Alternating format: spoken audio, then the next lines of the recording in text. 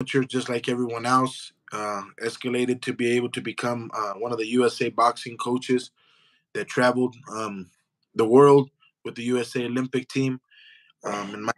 In my era, we had Shakur Stevenson, we had Devin Haney, we had Earl Spence, Clarissa Shields, Marlene Esparza, all those good names. I got into boxing. My father and my grandfather was a very huge boxing fan.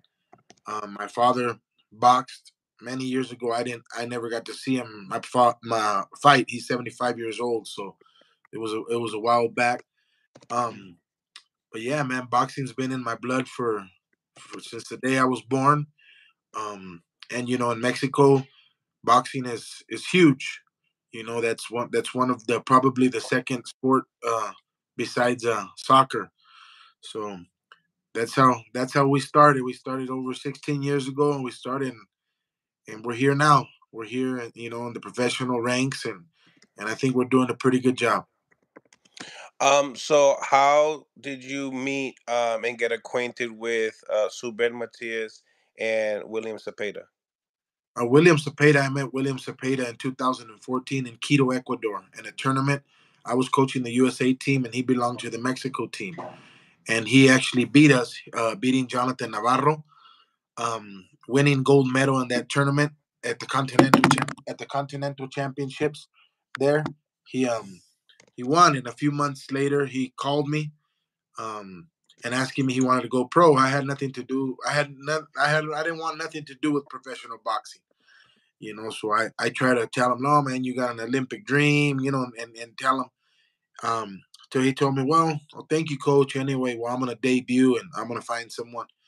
And that night, man, I couldn't sleep and I couldn't, just thinking, this kid has a lot of talent. If someone right doesn't get him, they're gonna end up, doing him dirty, taking him, too fast or whatever you want. So I have a friend who is a man of a business, and I asked him, hey, and he was always sponsoring, including myself or any of the kids that would go to tournaments and things like that. And I asked him, I said, you want to be a boxing manager? And he says, man, I don't know anything about managing fighters. And I said, no, I'll help you. So he called his wife, and his wife told him, if Panda decides that he'll join us, then we'll do it. And we've been blessed and highly favored, man, to be able to have Mr. Picos in our corner ever since day one, since Williams' last amateur fight, and we've had the same team since his pro debut until today. We just added one more person, about 2 years ago, but we've been the same team ever since. And with Subriel, I got through Juan Ivan Orengo, which is his promoter, got a hold of me and asked me if first, man, he didn't even ask me. He sent me to Puerto Rico to go help with the concentration over there when we fought Jukan Bayev. And when we were in Puerto Rico, he kind of he kind of fed it to me and told me, hey, can you go to the fight and things like that. And I had William fighting the 2 weeks later with Hector Tanahara, but I had William was a sparring partner for Subriel Matias to fight Jukan Bayev. So we're 12 weeks in Puerto Rico, and so that's where it all started. He said, hey, Suriel and this and that. And so I went to that fight, and then he sends me Manny Rodriguez. Manny was coming off a loss with Carvalho, and then he sent me Manny, and then sent me Subriel, and then he ended up signing one of my guys that I had that wasn't under anybody's banner, and that's who fights this Saturday, for the title eliminator. So we made a great team. We've been we've worked hard, and so we're at, everybody sees 2023, but before 2023 was 2022, 21. We worked those years, so this is where we are today. Is this like the time that you feel like you've been more recognized as a coach?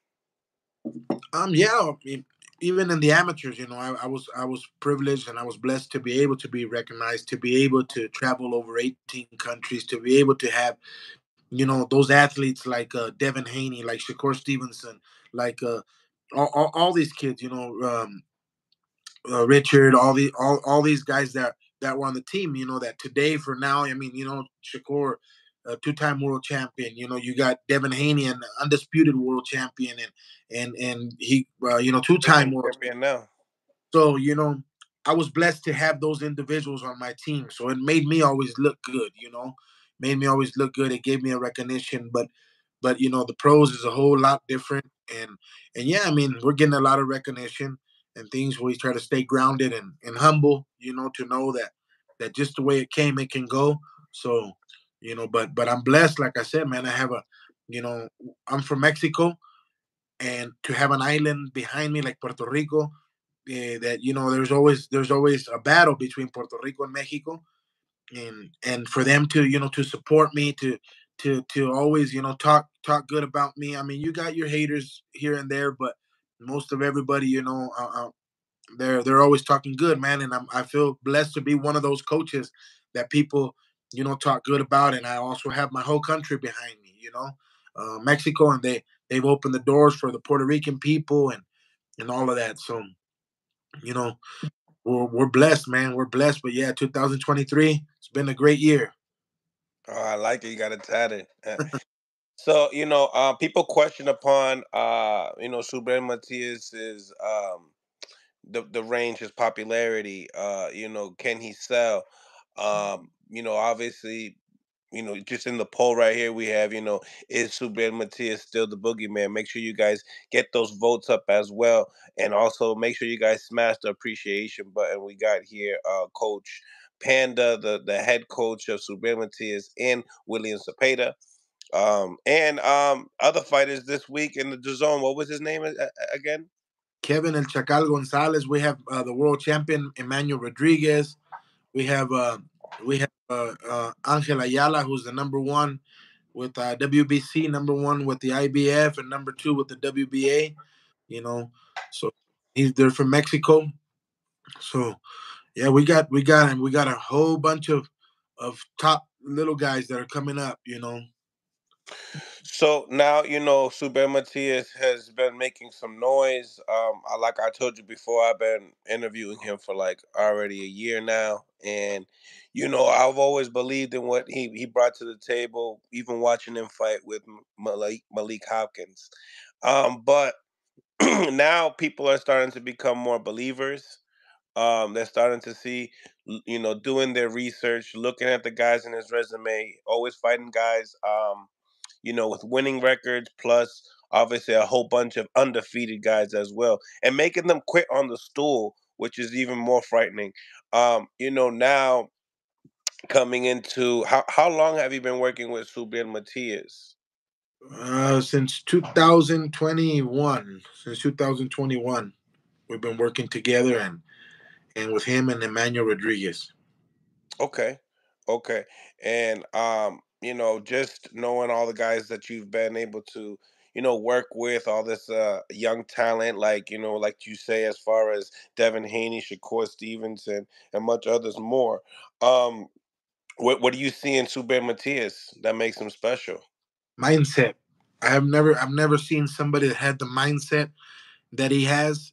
Just to and I mean, and it's in camp, it's in everything that he does. I mean, he's probably the only guy that has ever told me, Coach, I'm going to do this in this round. I'm going to do this in this round, and has said everything he said. He's made it happen. That's why after this last fight, he told me, this fight's going this round, this many rounds. Then he, when he hugs me, he tells me, tell me something, tell me something. It's like, what am I tell you, fool? You won, but I mean, he's just a different mindset. It's a different animal, a different breed. Um, we know he's not the most technical fighter. We know that he's not, the most, elusive fighter that's gonna do. But it's gonna be very, very, very hard to break down somebody like that. It's gonna be very hard to break down somebody like Subriel, who's had the lifestyle that he had, who's come from where he's come from, who's had things that has happened to him happen to him. You're not gonna scare him. You're not gonna intimidate him. You're not gonna talk loud, and it's gonna make him, shrivel or these type of things. We've seen it with Ergachev. Ergachev, try to pull his bout, and Suriel is not that type of guy. You're not gonna scare him. That's what makes him different. Is that his mindset is very, very different than a lot of the fighters that I've worked with or that I work with at the time. So I think that's what sets him apart from everyone else. Is just that his mindset. Come on, brother. He was in camp for 10 months before he fought for the world title, away from his family. His daughter was just born, and the guy, he took it like a champ. For this camp, he was in camp, for 6 months before they even told him, okay, it's a done deal.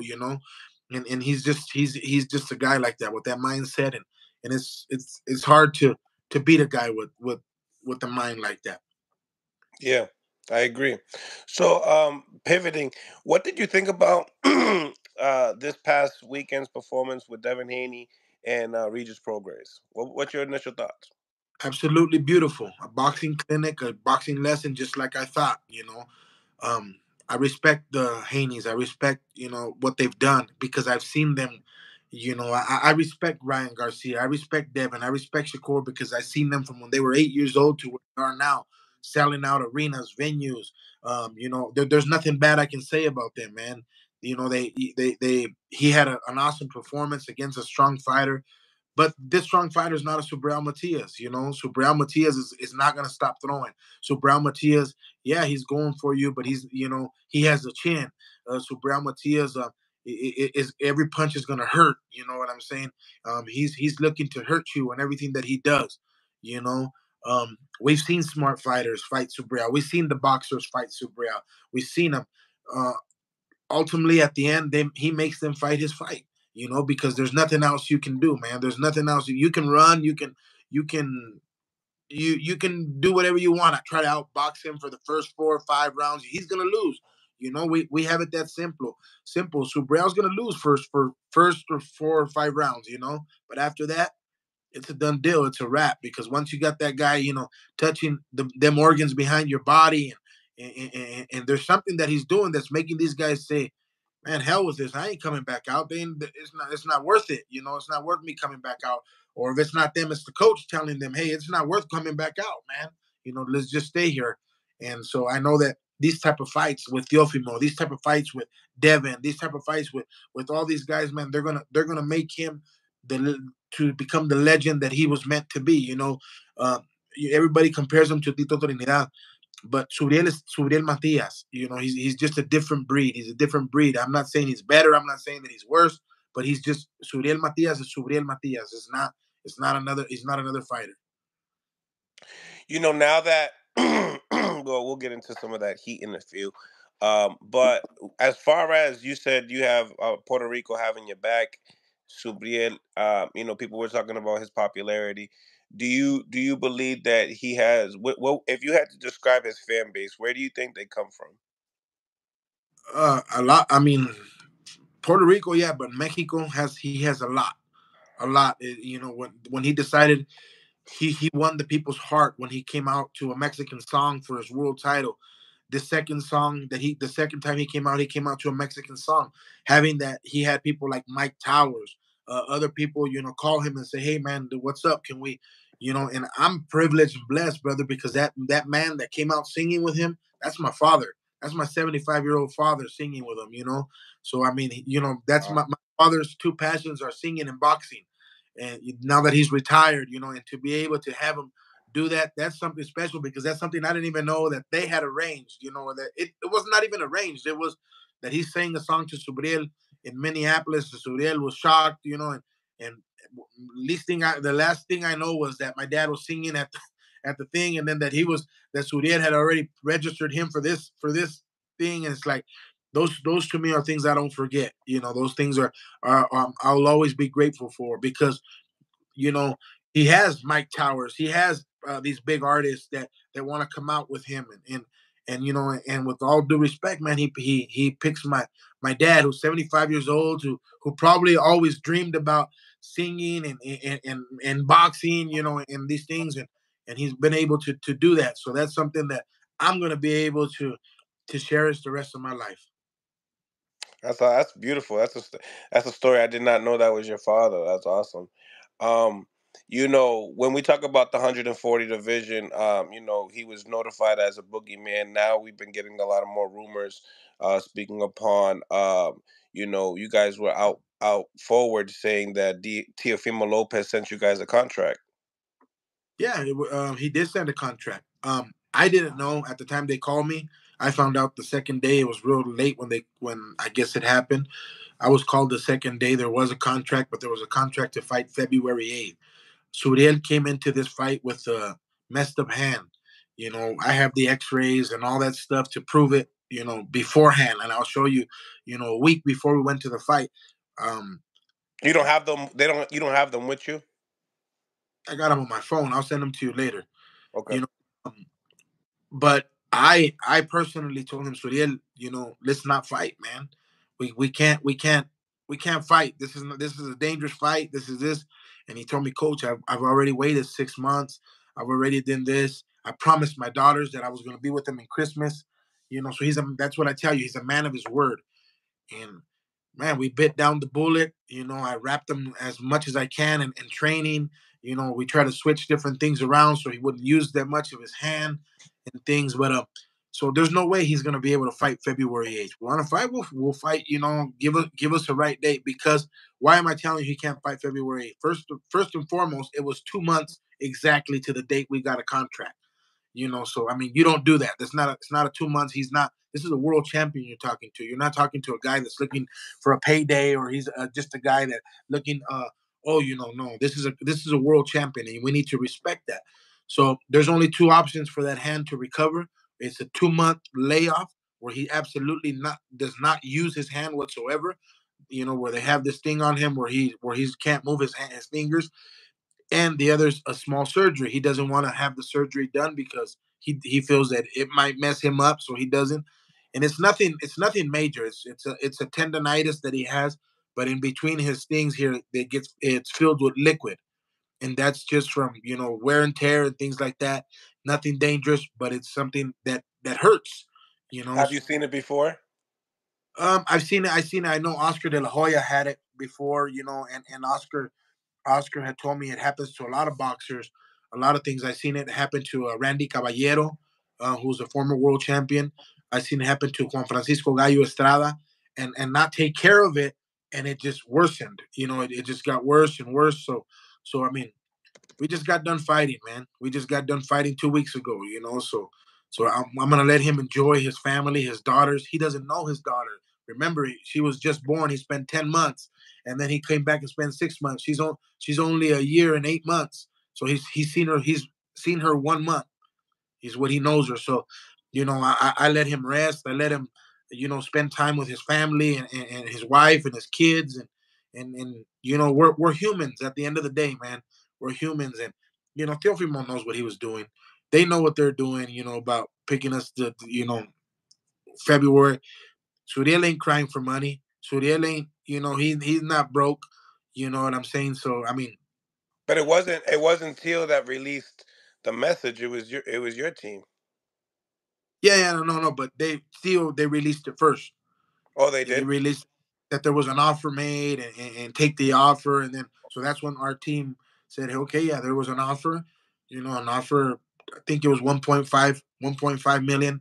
Anybody else would have jumped on it. Anybody else would have said, dang, that's an opportunity of a lifetime. But I think we have a responsible team behind us. We have a person like Juan Ivan Orengo, who's a businessman. You know what I'm saying? He's a man that you're not going to impress him by numbers. Um, he's worked with artists like Winston and Yandel, and these type of guys. You got Pedro Cruz, who's probably one of the best boxing managers. Look what he's done with Subriel. Look what he's done with Manny Rodriguez. First of all, he's a crazy manager because he takes fights that are crazy. Sometimes I'm like, bro, but Game but tested. All game tested.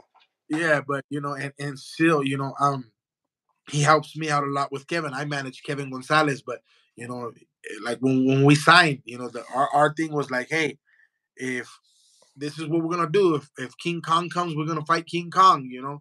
So I mean, Suriel wants to fight the best.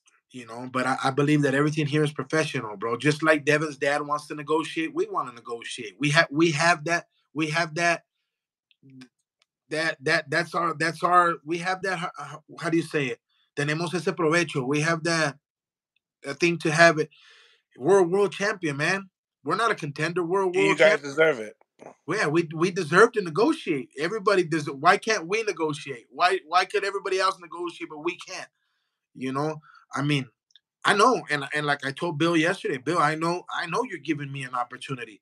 I know that you are the opportunity giver. I know that, but still, it doesn't beat the fact that our team wants to negotiate. Our team wants the best for Subriel Matias.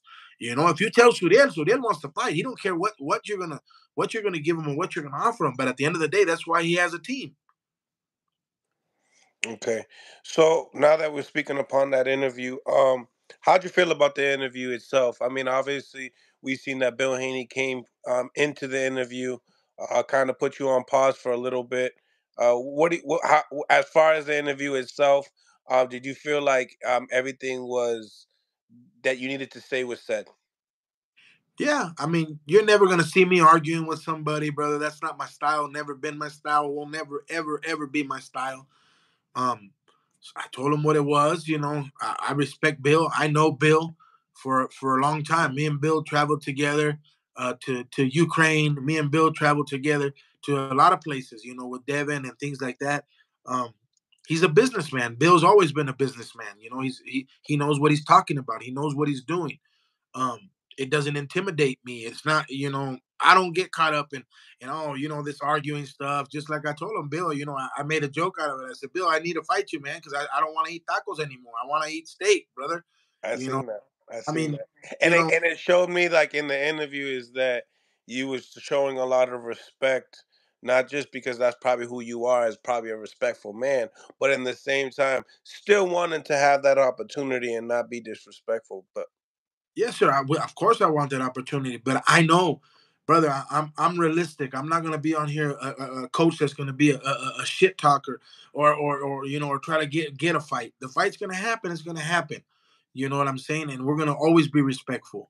We're gonna always be respectful. Why am I gonna be respectful? Because this is a sport where two men get up there, two gladiators, and hit each other, man. And anyone's life, both people's lives, on risk. You know what I'm saying? So I don't play boxing. I don't play this sport. I'm not gonna all that screaming like Regis Progrises. That's not even his trainer, his strength and conditioning coach. Like, crazy stuff like that. I mean, you'll never see yeah, me do. we're gonna be having him on tonight. And Now it's like now he has to eat everything that he says. that's my buddy. Tell him. I mean, I don't know him, but him and Subriel were fighting back and forth one time. But when I was in Costa Rica, me and Regis as manager, his new manager, we met in Costa Rica, and he faced with like FaceTime with, and he said, "No, you tell Subriel that we're gonna, this and that."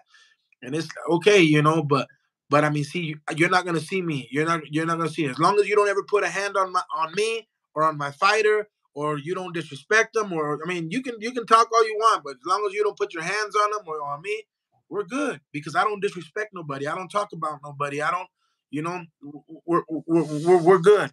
And I know that Devin is a hell of a fighter. You're not gonna tell me, man. I've known him since he was a little boy. I know that Bill's a hell of a person. You know, Bill. I'll never forget the moment when we won in Dominican Republic, and it was going to be Chino Maidana versus Mayweather. That fight, and Bill said, "Hey man, come on, come out here. I'm going to fly you out here." I couldn't go because I had some other things to do with USA Boxing, but those are things I don't forget, man. And Bill's a great guy, but we don't need. That's when he told me, "No, man, tell the promoter not to hang up on me." I said, "Bill, every time you scream, he's going to hang up on you." I mean, business is not done screaming, man. He's So different. he did get in contact with the Yes, promoter. sir. That's where I'm going. So I told Bill, I said, Bill, out. We don't need a podcast. We don't need these guys to start negotiating our fight. You know me, I know you. So I did a three-way, and they spoke to each other. Orengo invited him to Arizona so they can talk about it. He was asking Orengo to give a price, to give an amount. Orengo's a smart man, bro. Orengo's a businessman. He's not going to shoot a price out there. He wants to negotiate. You know what I'm saying? And like I said, he's in all his rights to do so. And so I mean, sometimes fights happen, sometimes fights don't. Hopefully, this does. I can't negotiate. I'm just a trainer. I can't negotiate. I would love that fight to happen, but at the end of the day, they got to come to an agreement, not me. But I put them together. I was on the three-way line. Bill was very respectful. Just as Juan is a great man. Um, So I believe they got something going on.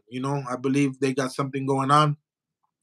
Juan doesn't speak English that well, so that's why I was on the three line there and stuff. But they got yeah they spoke and they spoke and Bill's a man of his word and he kept it and he kept saying I want to fight the boogeyman. I want to fight the boogeyman. How much is it to fight the boogeyman? But uh, uh, so I mean, nobody here is scared of nobody. I don't know who told him that we said that Devin was scared or who, how media is and things like that, but I've always respected Devin and I'll always respect him and I'll always respect Bill, because whether they see it or not, Devin, made a name for me. When I came out of the amateur, people say, "Oh, that's the guy that had Devin." Oh, Devin and Devin and Devin.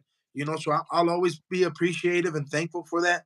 But hey, if I don't believe my fighter can win, man, then I'm not a good coach. If I don't believe that my fighter can do what he's going to do, then I'm not a good coach. What the hell am I doing here?